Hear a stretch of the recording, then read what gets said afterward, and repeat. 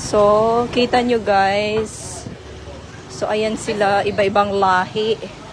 I think mga ano sila, mga Portuguese ba sila? Okay, they are Portuguese. So, they have a festival here in Macau. Mga Portuguese yung mga yon.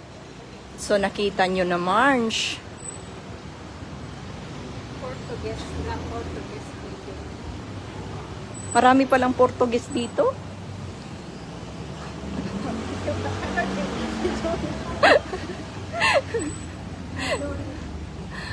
Sabi nila, ano ba yan?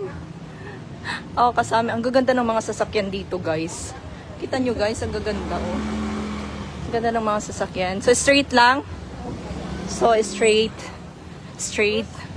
Go straight hanggang sa dulo. Sa dulo ng walang hanggan. Naglalakad kami ni Zai.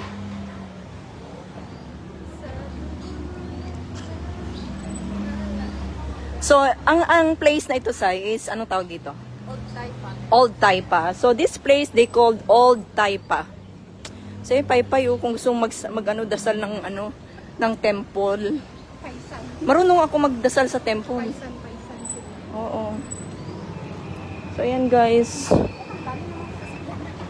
Ang cute naman ng mga shops dito, guys. Ayan, oh. Ayan, oh. Mga shops. Oh. Ayan, oh. So, napansin nyo.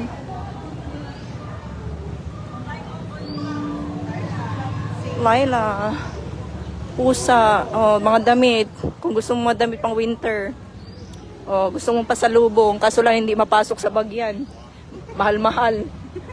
20 kilos lang ang libre. Diyos ko po. Ubos ang pera ni Inday pag ganon.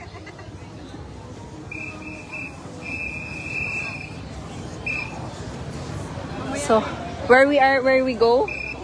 Oh, okay. Saan na tayo? Dito na tayo. Ayan, guys. So, ang daming turista. Sobra. Yan. Tawid na daw kami ni Zai. Oh, di ba guys? Nakita nyo, ang daming turista dito. Dito yung parang dito sa Macau, di ba? Dito naman yung parang So, eto naman daw sabi ni Sai is, yun daw kabila is Old Taipa. So, ito daw ang New Taipa. Ha? Joke lang. So, guys, you see, there's a lot of people here. Mga tourists.